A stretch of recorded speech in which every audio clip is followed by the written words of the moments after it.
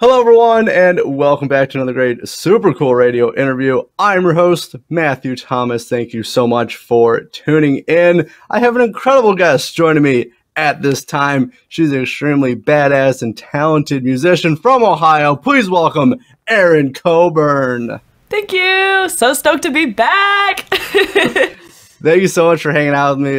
Your second appearance here on Super Cool Radio. I very much appreciate it. I had a fantastic time chatting with you last time, and likewise. I'm happy to have you back on. Me too. It's super cool. I have to come. That's what we go for here. Exactly. You're achieving it. Good. I'm glad. All right. Well, good. With all the nice words out of the way, we can end the interview. Awesome. All the mean words up next. Yeah, exactly. All right. So, question for you, not music related, but I am curious. So, do you have a trench coat, and is it the most versatile article of clothing you have? Yes, and yes, I do have a trench coat, and I live in that thing. And fun fact that you didn't ask for, but I've never washed it, and I feel like I need to, but I'm not sure how. But yes, I love my trench coat. It's a leather trench coat, and it's the best thing ever in my closet. I have to literally tell myself, no, I cannot wear that again today. I just wore that yesterday. And I'll like put on like cute outfits underneath of it, but they never surface because it's always the trench coat that I'm wearing. So, but yeah, I love that question. Awesome, off to a great start. So I'm curious, how'd you get a trench coat? Like, how long have you had it? Well, I got it, was it in Columbus or Cleveland at this store called Akira, A-K-I-R-A, and I walked in and I was like, whoa, this place has some like funky stuff, and I saw that and it was on the sale rack, and I'm like, let's go. That's a musician's favorite rack. So I levitated over to the sale rack, and they only had it a size large, and I'm typically a small, so I bought it anyway because I'm like, I just need this, and that's how it came to be, and I've worn it ever since. It's falling apart. The belt is coming off of it. The buttons have all popped off, but man, still the best piece of clothing I own. Very good. I saw you mention that in the story, so I was like, yes. I'm going to start with that. I'm glad we started with that. No one's ever asked me about that. I'm living for it. Hey, it means we're off to a fantastic start. That's right. Yes. All right, so I do want to talk about, so I asked you this question last year because we did like the interview around the same time last year, but it applies again because you did tour in February. Mm-hmm. So how was the tour last month? Yeah, it was great. Oh my God, I'm glad you brought that up because I feel like I haven't had time to like sit back and go, how was that? Where did I go? Where was I? What did I do? Like, I kind of just got home and then bam, went on to the next thing. So it was crazy. I was at NAMM, the big music convention, like 2 days before I left for that like 2.5 week tour. So it was so much travel. And then I just got back from New York City right after getting back from tour, so it's been hectic, but the tour was great. We played some new places and actually sold out a couple shows, which was crazy. We played Orlando, a couple clubs we had never played in, and it was a great turnout. I was like expecting, okay, there's gonna be like 2 people here, and that's fine. Like, I'm totally okay with playing to 2 people. If they're into it, that's what matters, and I'm happy for that. But it was a great turnout, and there's one venue we've played a couple times, and we actually ended the tour with this. We ended the tour with this show, and it is the Red Shed in Hutchinson, Kansas, and I love that venue. They actually built a new one, so I hadn't played the new venue yet. I had played the old Red Shed, which was equally as cool, but this place they did a great job building. And what was really crazy is it's typically an older audience that goes there, and I love that. It's freaking awesome. This time, a bunch of young people I've never seen before. In Red Shed, they even said, we've never seen these people before, came because of TikTok. And I was mind blown. It was kind of crazy, so it was a good time. It definitely opened my eyes, though. I know you didn't ask this, but I'm gonna keep rambling because this has been on my noggin for a while. It brought to my attention that a few people came up and were like, hey, like, I loved this show. This was so much fun. I was not expecting this. It's very different from what you do on TikTok and like Instagram. And I'm like, yes. And a lot of those people that were coming that were younger were expecting the like stuff that I've been playing on my Instagram, like the harder rock stuff and like the modern stuff. And I don't have that released yet, so I couldn't play that for this show. So it's been a really strange transitional phase. And I thought that I would be able to play shows and do this transitional phase to the new stuff at the same time, but it's looking like that's going to be really difficult because I don't want to keep disappointing people like, hey, like, this is the old stuff, not the new stuff, you know? So, not that I don't think they're disappointed, but I'm disappointed because I want to bring them the new stuff. So, anyway, coming up, we're going to be taking a lot less shows, so I can do that full-on transition, and then we're touring completely as Coburn with the new stuff. So, long story short, very excited. But the tour was good. Well, I'm glad to hear the tour was good. A lot to unpack with what you just said. I know. Therapy? Is this the session? If so, I got to start charging then. Yeah, I know. Oh my gosh. But okay, so sorry, I lost my track. Now I'm back. I kind of took ours off the cliff. I'm sorry. It's all good. It's all good. I'm a professional. At least most of the time, I can figure it out. All right. I know it. So with the new music, obviously, with Coburn. So like, how I've heard you working on new music. Obviously, you've been playing some new stuff on social media. So like, when can is there any kind of expected date for the new music? What can people expect from it? Like those kind of things. Yeah. There's no specific date yet. A lot has changed within the past month. So new opportunities have arisen. And it's changed kind of the layout of what I thought was going to be the timing for the new music and how it's going to be presented. But I think because of these new opportunities, it's going to be the best, more than I thought I could ever be. So no date yet, but soon. All right. Can you give me hints like what the new music is going to sound like? Yeah.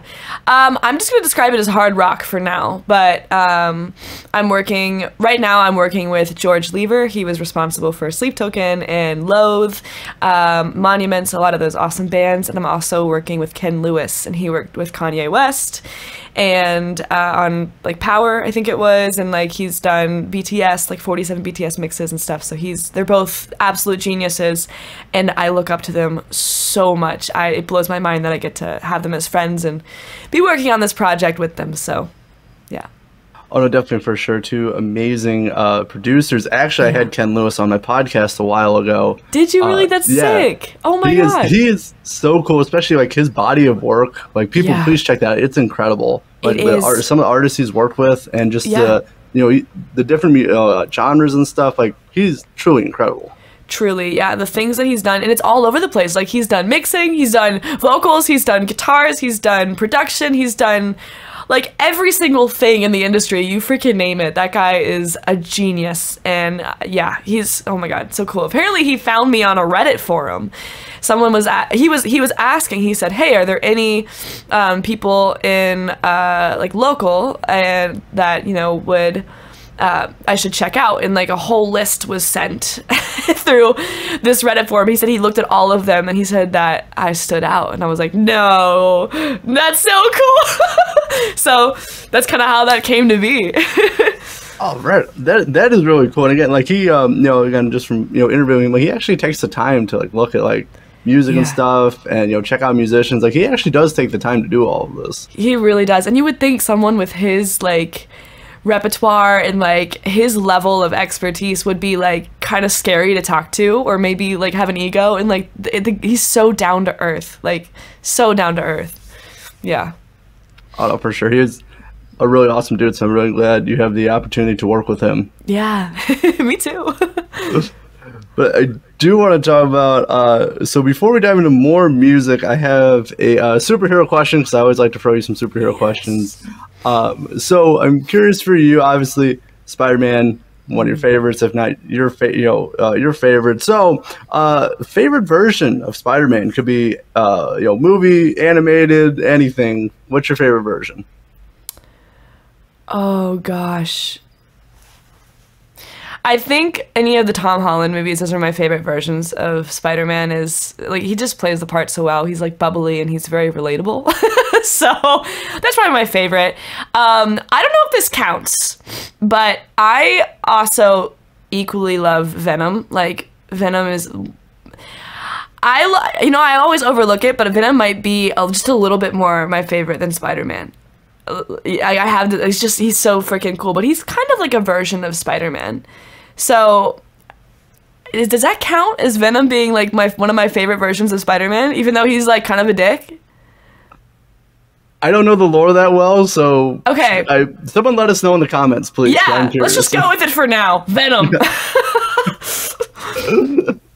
He looks he looks like he would have like a really cool metal band. Like you can mosh to anything that came out of Venom as music. Yeah. Well, I mean, maybe that would be one of the comic books. Venom starts a band. That would be sick. All right, that's gonna go on my wall if that becomes a thing. So, hey, anyone watching or listening, make that happen, please do, because that would be sick. I think you remember Shane, my producer. We met him at the Hard Rock show. He said his favorite, because Spider-Man's one of his favorite superheroes as well. He said his favorite is Andrew Garfield. Oh, nice. Yeah, you can't go wrong with Andrew Garfield Spider-Man. Yeah. I think for me, just I don't know if you remember the first Spider-Man movie where he faced Randy Savage in the steel cage. That's my favorite. I don't know if I do remember that one. I probably do. I've seen them all. That's like 20-some years ago, I think. Yeah. At this point. Yeah. No. Anyway. I need to have a Spider-Man marathon. That would be nice. Well, if you get time, I don't know how with your schedule, how you have time. Maybe not in March or April, but hopefully, maybe when it starts snowing again and everything slows down. You got like 8 months for that. Yeah, it's weird. The moment the days get warm, I get busier, but there's no direct, like, it doesn't matter. Like, I'm in a studio, but for some reason, when it gets warmer, it's like, oh, things just get super busy, but it's not like I'm outside doing things, so it shouldn't affect it, but it does. It's so weird. No, I definitely agree with that. Like, it seems like as, there's more time in the day as, like, we get more longer days and stuff, and the weather gets warmer, like, I don't know, like, January, February, didn't have a lot going on, and now, like, March through, like, June, I'm booked. Packed. Yep, totally agree. It's so weird. I know, but, so I'm curious for you. So, you post a lot of content on social media. I always check out your stories. They're always fun, sometimes chaotic. Oh, yeah. That's the matcha. It's not me, it's just the caffeine. So like when you go like to post all the stuff, do you have like a set like, hey, I want to do this kind of stuff each day, or do you just kind of go how you're feeling? For a while it was just how I was feeling, but now that I'm working with more like brands and companies, which I'm trying to balance that because I don't want my whole page to just be, hey, check out this cool shirt, hey, check out this like amp, hey, check out this one thing. I mean, I do believe in all the things. I don't work with companies that I don't believe in or don't like the stuff. Like I'm not trying to sell out, but I'm trying to balance that. So I've been planning a lot more lately. As you can see, I have like lists, little check boxes and stuff, list of things. So I try to keep those organized and prioritize things. So there's so many videos I had to make. We're actually, this week I'll be filming a video for my new lace pickups, which they're dropping on March 15th. So my signature pickups finally dropping, and I have to film a video for that as well as like 20 videos for Joey Sturgis Tones, because I'm doing their Women in Music Month in this month, March. So, but yeah, lately it's been very planned out. No, I got you. I noticed you've been very busy. You got obviously working with a lot of great companies. Plus, you have your, everything you do. So I don't know how to describe it, but I always get a kick out of it. I always enjoy watching your stories and stuff because I never know what to expect. Thank you. I'm glad to hear that. At least I'm glad someone likes it. But I'm curious. So with everything you're doing, you're filming videos, you're doing voiceover work, you're recording your own music, you're making videos for companies. Like, how much sleep do you get a night? Not enough now. I was getting plenty before tour, but then when the whole media thing started getting crazier, it's been 3 or 4 a.m. nights, and then I'm waking up around. Well, I'm trying to get enough sleep, so I'm like, all right, I'll wake up at 9. That's the latest, but. I'm hoping after the whole Joey Sturgis Tones thing, because that's I have to make sure it's on time.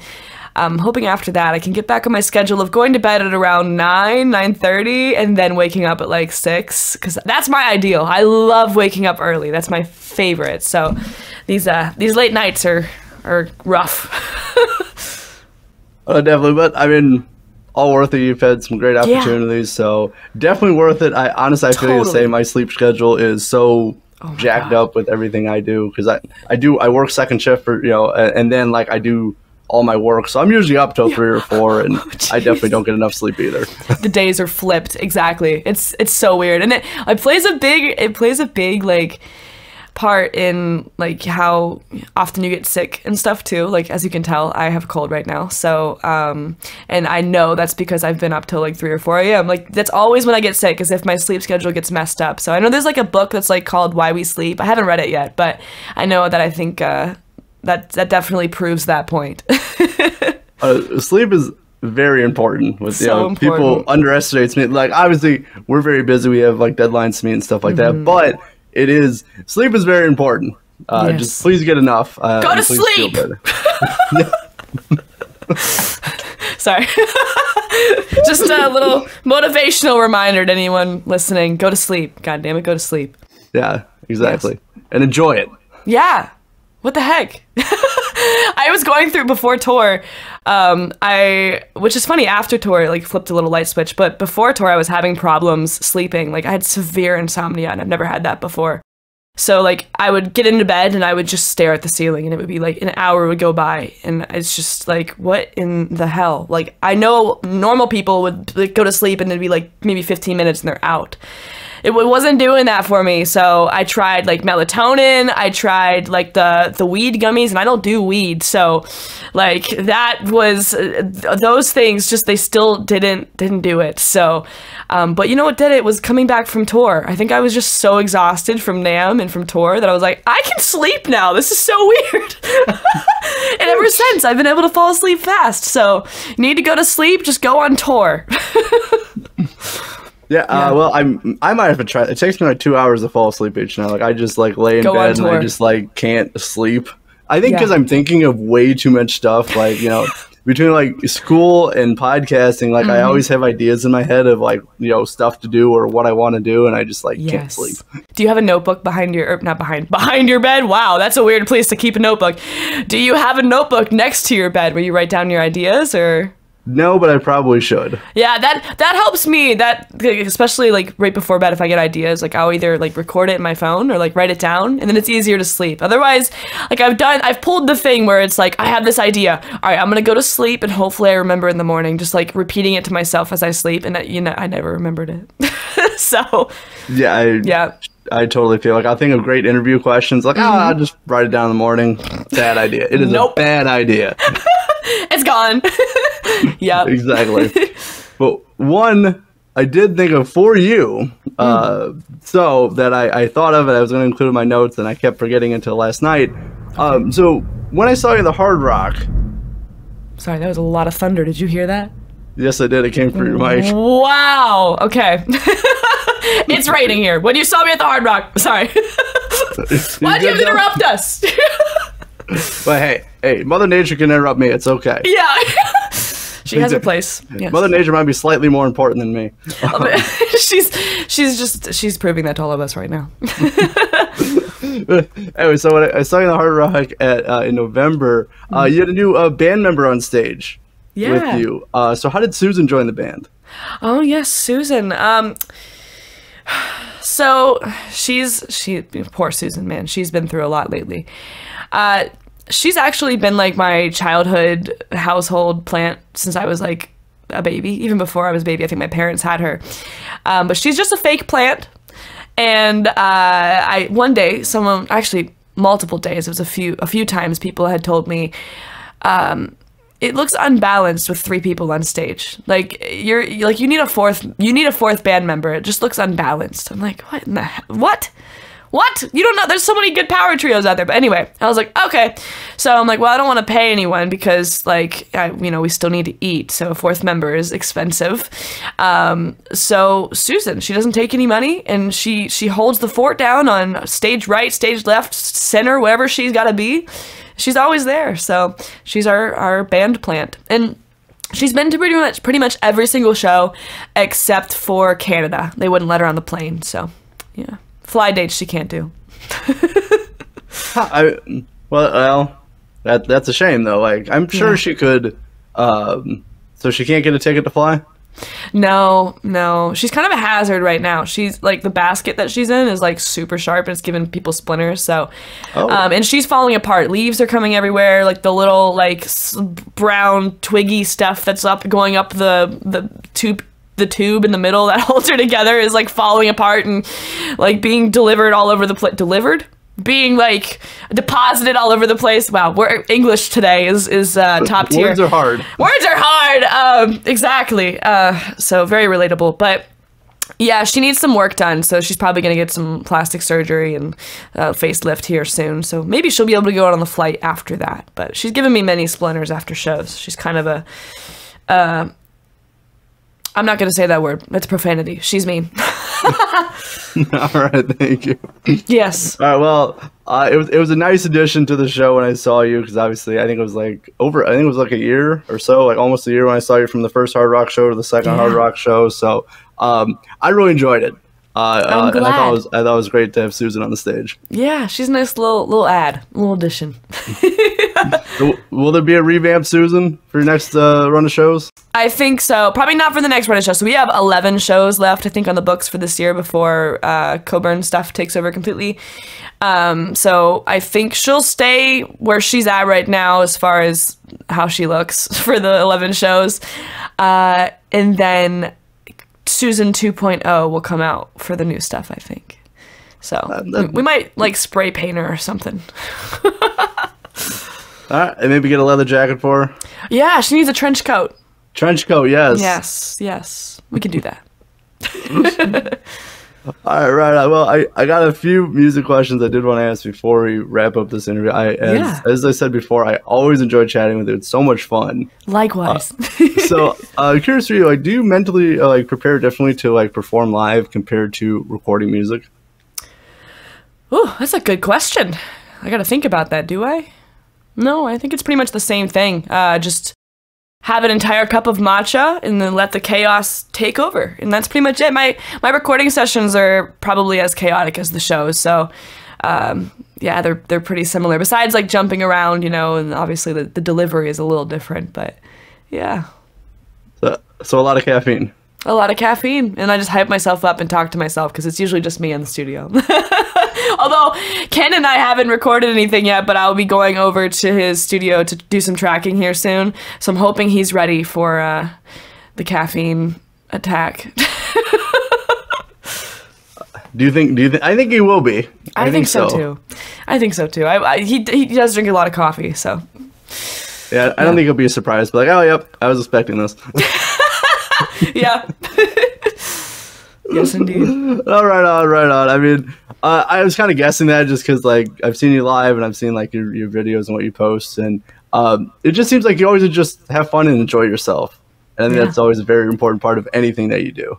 Totally. I think the moment you stop, I mean, a lot of people have said this, but I agree with this statement. It's like the moment you stop enjoying what you're doing, then you're doing the wrong thing. So I am always enjoying what I'm doing. Even if it's stressing me out to like the max and like getting me sick, like that's why I still love it, It's all worth it, especially like, again, if you're passionate about something, like obviously you with music and podcasting, like it's always worth it. No matter, whatever obstacles and stuff, it's always worth it. 100%. 100%. Yeah. But I do want to talk about, because, obviously I know I've seen from your stories that you're very passionate about working out. Mm-hmm. So I'm curious to you, what is your workout routine? Yeah, well, since being back from tour and then getting sick, it's been a non-existent at the moment. It's just been rest and sleep when I can. But when I get back to it, I'm doing this lifting program. from this app, Train Heroic, but it's from one of my favorite like lifting Instagrammers. And for some reason, I can't remember her name, but I watch her stuff all the time. But her program's called Building a Beast, and I love it. It's heavy lifting. Like, we're doing, like, she was a power lifter, so we're doing like heavy deadlifts, we're doing heavy squats, we're, you know, like, we're going super heavy, and I'm excited to get these numbers up. But it's pretty much lifting, and I took up running recently too. So I'm trying to run a mile on my upper body days. I was doing a mile a day, and that was way too much. So yeah, but running and lifting is pretty much it. So, and I do yoga sometimes and try to go for walks, but I like to stay active. All right, now I've seen, you know, when you were posting and working out and stuff. Yeah. I think it's always cool. It's like I've tried to get into working out more, just, you know, be healthy and stuff. I got to get back into yoga. I was doing that every day. Yes. And then, so good for your mental health too. Like, oh yeah, it is.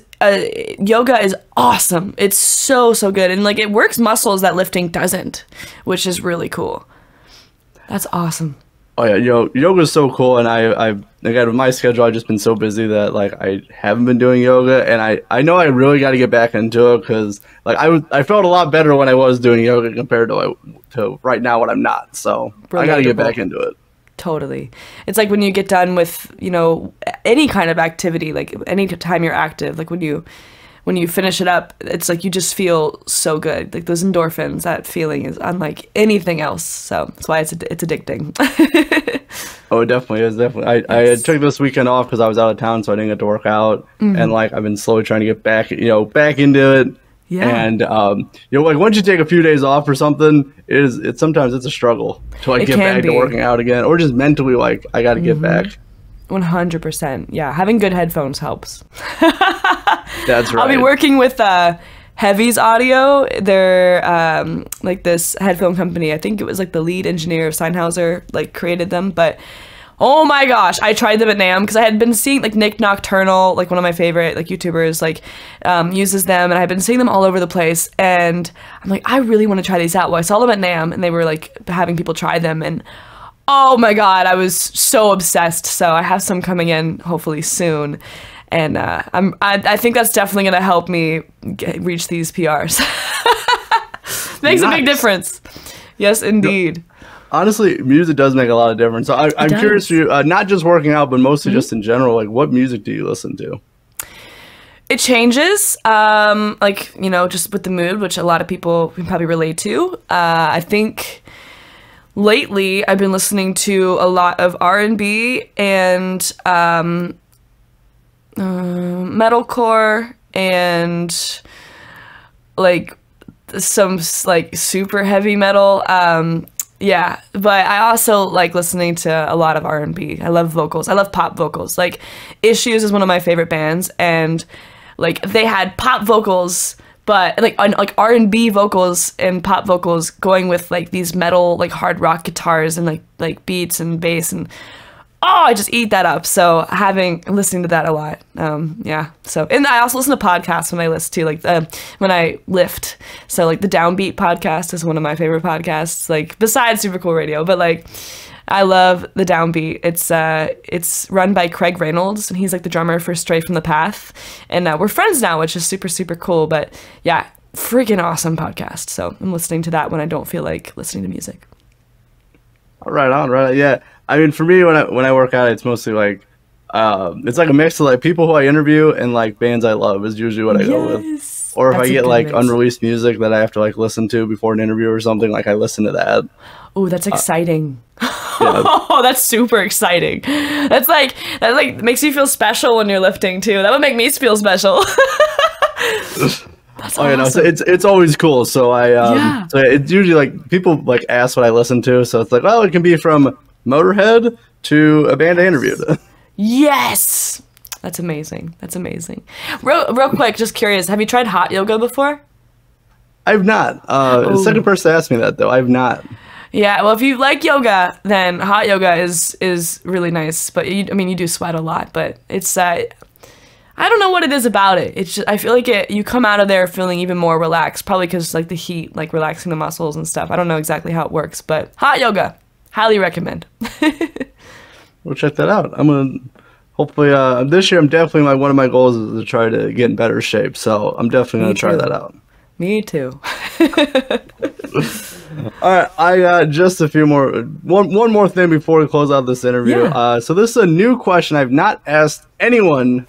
Let's go! Do you want me to do a drum roll? Drum roll! I don't have a drum. Okay.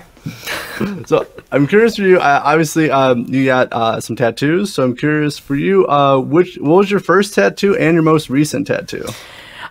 First tattoo ever was when I was 17, and I had these little like yin yang kind of guitar ukulele diamonds on my forearms.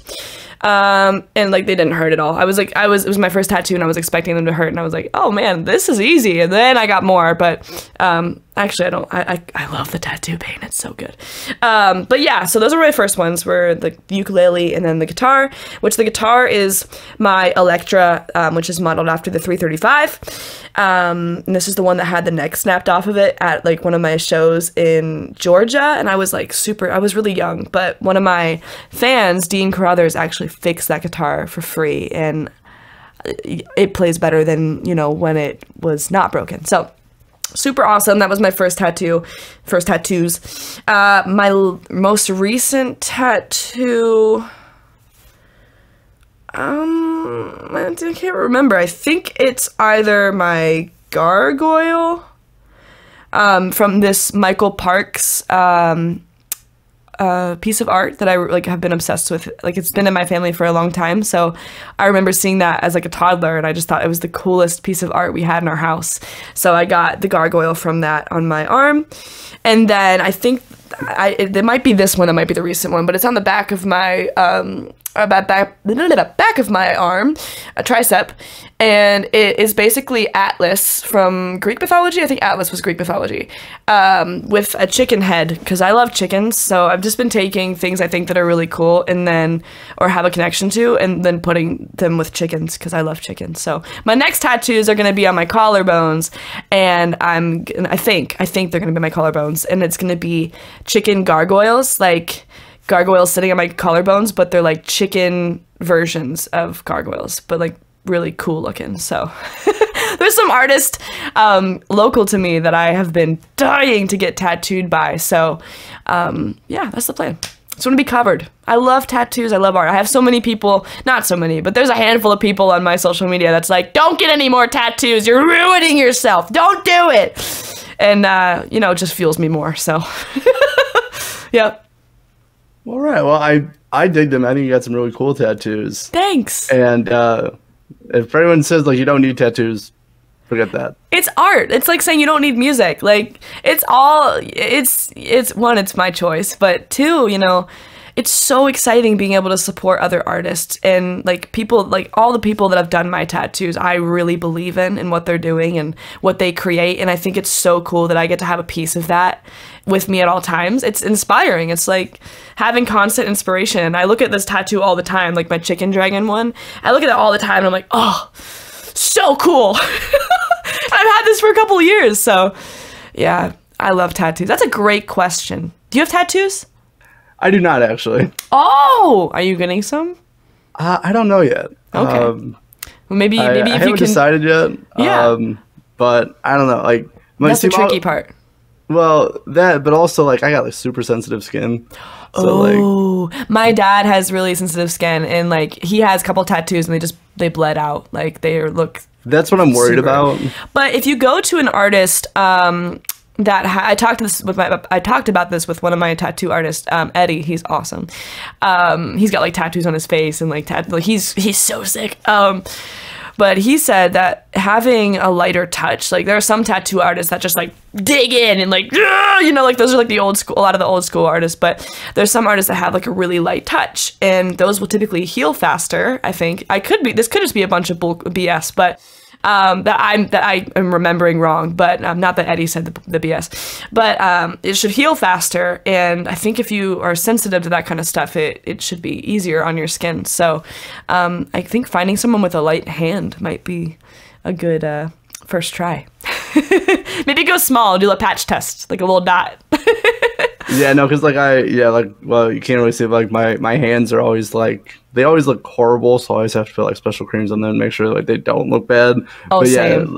and my back and stuff. Yeah, anyway. Yeah. Won't go in too much. But no, I mean, there's ways around. I feel like there's ways to work around a lot of things. Like there's technologies for working with like anything. So I think if you do enough research, you'll be able to find what works for you.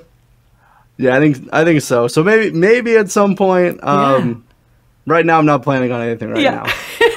Well, it's cool to explore other people's tattoos. Well, that's always why I'm curious. That's why I asked. Yeah, it's like an art museum. You're a walking art museum when you have tattoos. I'm always running up to people if I see them at like festivals or something and they have a cool tattoo. I'm like, I need to see it. Come here.